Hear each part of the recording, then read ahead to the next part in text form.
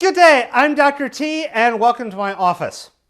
Okay, so as a science instructor, one of the interesting issues I get is I'm told quite often by the humanities, hey, let's go for a process known as think, pair, share. And I'm like, okay, how do I do this? Because there's a little bit of a difference. So the idea in think, pair, share, and if your class works with this, this is a really cool idea.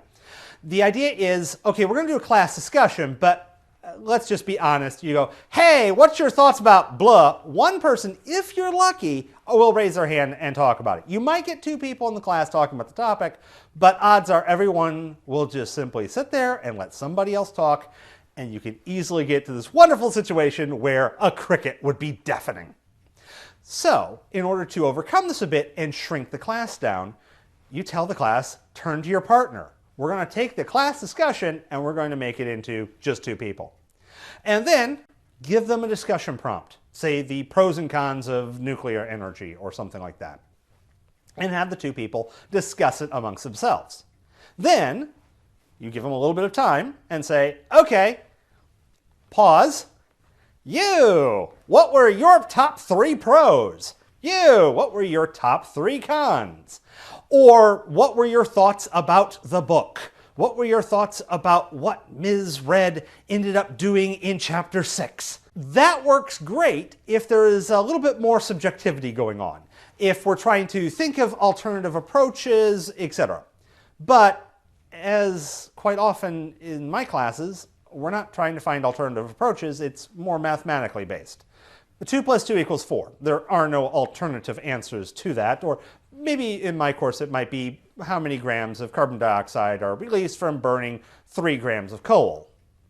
Well, once again, there's only one correct answer. And this was an interesting trick I learned at a teaching conference. I believe it was being presented by a presenter for Top Hat, which is one of those online audience response softwares that I've never actually used, but it looks kind of cool, but I've never used. And the approach was this. You use your audience response system. Of course, he's trying to sell an audience response system, but if you're using one, go for it. And you ask a question. Then presumably, maybe 3/4 of the students get it right, maybe less. Then, instead of telling them the right answer, you go, okay, turn to your partner and argue why you are right and they are wrong. The idea here is if you actually are correct, then it will be a lot easier to argue your answer than if you are wrong and they are correct, and then presumably they will persuade you of the answer. You then use your audience response system, which, by the way, if you don't have an audience response system and you're looking for budget audience response systems, small dry erase boards work really good unless you have a very big class.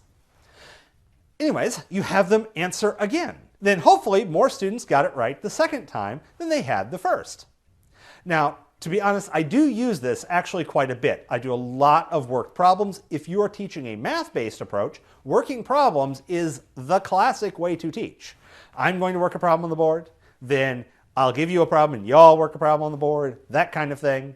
Or you work a problem on your own and use your audience response system or dry erase board, or just, hold it in your brain. And then here's the answer. That's a classic way of teaching, and very strong recommendation if you have any math component to your lesson. But this approach definitely adds an interesting augmentation. And to be honest, sometimes it works, sometimes it doesn't. Obviously, it depends on who's paired with whom. If you got 2 people with right answers and they're paired, and 2 people with wrong answers and they're paired, it ain't going to help. So, there is some variation. But it is an approach that I have liked, and go for it. I encourage you to try if that applies to the content that you're working with. Alternatively, if you're not doing a math-based system and you're doing much more of a subjective approach where the traditional think, pair, share works better, more power to you. Go for it. So with that said, have a wonderful day.